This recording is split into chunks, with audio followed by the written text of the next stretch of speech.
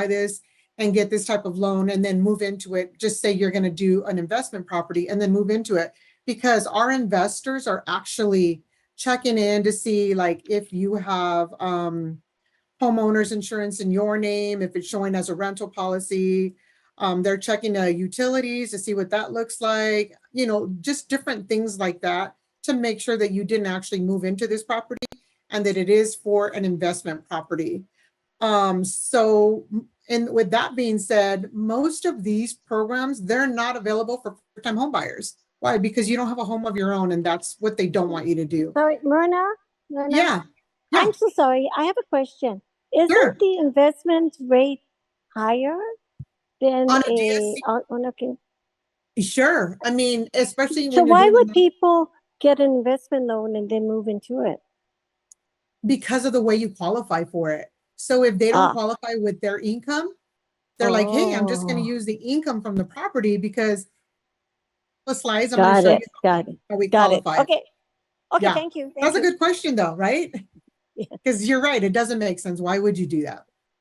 Other than it's easier to qualify. So first-time investors might need a higher credit score with a DSCR below 1. And I'm going to tell you what that means in a minute. So because you are an investor, or they are investors that are trying to get this type of loan, of course, they want them to have a higher credit score. They want to know that they're responsible, that they're somewhat knowledgeable, like they understand what credit means. So they want you to have a higher credit score. I would say about 720 or above. And they also want you to have some sort of reserves. So if you're an experienced investor, you might be able to get an approval with a DSCR of 0.75. And I'm going to tell you what one means in the 0.75. You also may qualify for escrow waiver if the credit score is above 720 and there's 12 months of reserves. What that means is an escrow waiver is this. Usually with all of our loans, we are collecting your taxes, your homeowner's insurance, and if there's any kind of PMI or anything like that, we're collecting it and put it into an escrow account. Well, if you have credit scores that are over 720, there's a good possibility that if you say, look, I want to pay my own taxes, I don't want you to, collect for my homeowner's insurance, I'll take care of all that, that it may be approved. But the reason why we as banks say we want to include everything in your payment, it's because we don't want you to fall behind on your taxes or your homeowner's insurance or HOAs even. If you're paying HOAs, we don't get to collect for that. But we all know that HOAs can also start foreclosure proceedings. Jennifer, is that the situation with yours? One of you guys have one just like that. I just don't know if it was Jennifer's loan that was like a short sale with that, or one of you called me where the HOA was past due and they were starting foreclosure proceedings. Yeah, that was mine's in Why Not? Yeah. Yeah. So that's one of the reasons why the banks try to start the escrow account for you and hold all your money and try and get you to pay everything through us so that we make sure that everything gets paid on time. But you can get gift funds for this. You can get from 5 to 10%, but it has to come, gift funds accepted, 5 to 10% must come from borrower. That doesn't make sense, right? Yeah. Nope, not at all. I think that that's wrong, but you can get gift funds, but it doesn't come from the borrower. We just need to source it. We need to see where it came from. And for these types of loans, you can be as low as a 620 FICO score. But like Francis said, that rate's going to be higher. When your scores are lower, your rates will be higher. So just be prepared. And then there's different reserves that we need depending on like how much money you're putting down, what your credit scores look like, even like the 75 and the 1, depending on what that looks like. It'll determine how much we need in reserve. Some are as low as 3 months, some are about 12 months. So if you're a first time, yeah.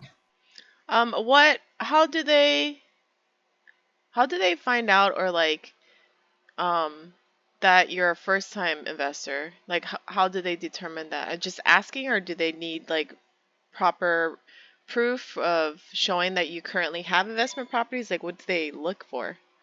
Well, because you don't have anything that you're financing under an investment property. So when we run the credit report, because we do need a credit report on the person, it'll show if you have other mortgages for an investment property. They'll also look up like title to see if there's anything in your name. I think it's called the MERS report, Oh, okay. MERS, Mm-hmm. and it'll show if there's other properties in your name. Okay. So there's a couple of different ways that they verify it. Mm-hmm. But again, it's really to protect you as a first-time investor to make sure that you don't get in over your head and then you're like, oh my God, what have I done? Mm-hmm. And not know how to do it. So not everybody is as savvy as you are and, doing their research and their homework and due diligence on everything. So yeah, they just want to protect them, to make sure that they don't get into a bad situation. So here's how this works. A DSCR, market rental income equals market rental, and PITI. PITI is principal, interest, taxes, insurance, and association fees. So DSCR, the way we look at it, remember we were talking about that 1 or 0.75, lower rate with 20% down payment. Obviously, if you put more money down, then they're not going to expect you to do the 1-to-1 ratio. Higher rate with 25% down payment. I think this is the other way around. I think it's a higher interest rate if there's 25% down and a lower rate. Nope, it is right. With 20% down. But basically the way we approve your loan, the way they qualify is depending on how much your mortgage payment is, then they want to make sure that your rent is going to cover that. So it's like a 1-to-1 ratio. Sometimes it's a 0.75 ratio, and that's what we were looking at on the previous slide. So the more money you put down, the easier it is to qualify. And you guys know what this is here, right? Principal, interest, taxes, insurance, and association. All of that is included when we're looking at your ratios, like the 1-to-1. Let's go to the next slide. Okay. So a DSCR loan can open more doors for your borrowers. Why? Because we don't need all of that documentation that we normally, that's normally required on a typical investment loan through Fannie Mae, Freddie Mac, VA, all of those other types of loans. So we don't need to look at tax returns. Why? Because we're not using your income to qualify you for this property. We are looking at the mortgage payment versus the rental income that you're going to be making on this property. We don't need to know your income or your employment. You could just strictly be an investor like, hey, I have money, I have good scores, I want to buy this property, I'm going to charge rent, and it's going to cover the mortgage. That's pretty easy, and that's one of the reasons why people do this type of loan. We don't have to source of deposits. Depends on really if you're like a first-time investor and how much money you're putting down if we have to source your deposits. But we do have different investors that we use. Some of them will tell us, yeah, this is what we require. And some will say, you're good. You don't have to give us a source of the down payment on that. 6 months of title seasoning. So we don't have to show that the owner that's selling it has owned it for 6 months. And on Fannie Mae and Freddie Mac, some of their guidelines say that we need to show that they've had these properties at least for 6 months before we do an investment property on it. You know what? They also want to know that you're going to keep this investment property for at least six monthly payments to a year. So you know how if you were closing right now in June, your first payment wouldn't be due in July, it would be due in August. So if we were going to count, we would be August, September, October, November, December, January. That means they don't want you to sell this before January. They want you to keep it until at least February. There's no prepayment penalty on that, but if there were, then you'll see that like it's either a 3-year or a 5-year, whatever it may be, it would be outlined for you guys. Most visa types are accepted. So in California, Colorado, there's a lot in Florida. We have a lot of owners and borrowers that are, they're foreign nationals. And I think actually in Hawaii too, they're foreign nationals. So there's a lot of visa types that we're okay with. It doesn't have to be US citizen or temporary resident or even a permanent resident. So if you have someone that's coming in that's a foreign national and wants to buy some investment properties in beautiful Hawaii, because they always do, right? I know we were one of them. We were like, okay, we want to live here, but then we also want to buy some investments. You're going to have those types of borrowers. And these programs are super easy for them to get pre-approved, especially when they come in with money. I mean, most of the time I'm trying to convince them to get a loan. I'm like, wait, don't buy it cash. Like, I know you got 1.2 million, but how about you buy a couple of different properties and spread your money out and get more investments? Because a lot of times they have the money and they're like, oh, we don't need a loan. I'm like, yeah, you really do. Let's use some write-offs for you. So just know that these loans are super easy for those types of buyers. There's different types of DSCR loans. So one of them is a no ratio DSCR, and expanding guidelines to help qualify more borrowers. What this means is there's no minimum DSCR. 2 to 3 months of reserves are required. You can do a loan amount of up to $24 million. Can you imagine what that would be like? I mean, you guys probably do have some clientele out there that, you know, want to do this, but it doesn't have to be all on one loan either. Minimum FICO score is 650, and it really depends on our investor and who we're using, who we're putting your loan through, to see what they say, but they go as low as 650. Somebody have a question? No? Okay. But of course, on a no ratio DSCR, what a no ratio means is that we're not going to look at that 1-to-1 ratio. Like, here's the mortgage payment, and you have to charge rent to cover that mortgage payment. That means we don't care. So that's what a no ratio DSCR means. Of course, they want you to have skin in the game. So they're asking that you put what, 65% as a loan to value. So they want to know or see that you're putting about 35% down. Some are, you know, even 55% LTV if it's a cash out. So it's not just for purchases. We can actually do a cash out for you as well. Anybody have any questions? I know this is a lot of information, right? It's pretty exciting to hear like all of these different, you know, things that you can offer your borrowers too. Income cash flow DSCR. So this is another type of program. This one we are looking at how much is the mortgage versus how much is the rent that you're going to be charging. So it's qualified based on cash flow for the desired property. Ideal for real estate investors looking to qualify with limited documentation. Again, we can go 80% max LTV on this one. And then if you're going to do a rate and term refinance, which means you're going to refinance a property that's already an investment, but you're not taking any cash out. That's what a rate and term refinance is. Minimum FICO score, 620.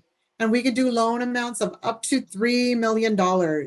So that's a pretty decent size. I think, you know, for a lot of the properties that we have here in Hawaii, that's pretty decent. And it's available on single family residence, 2 to 4 units, condos, townhomes, even condotels and non-warrantable condotels. So, or condos. So that's, to me, is huge, because when we're like trying to get these other deals done, and I think Crystal called me today because she's working with Jennifer on a buyer, and the seller said, hey, just let your lender know that there's no hurricane insurance. So most of the buyers here are cash because they can't get the financing on it.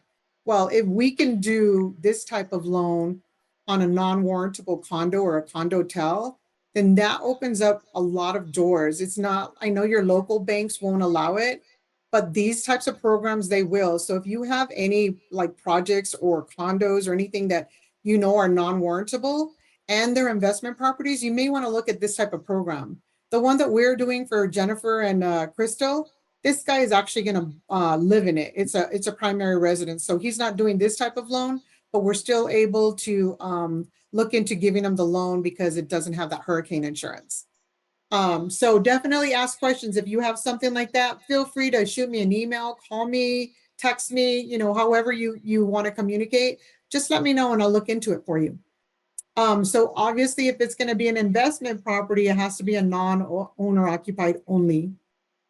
There's 30-year fixed programs. And then we're going to reconcile rent estimates based on the 1007 or the lease agreement.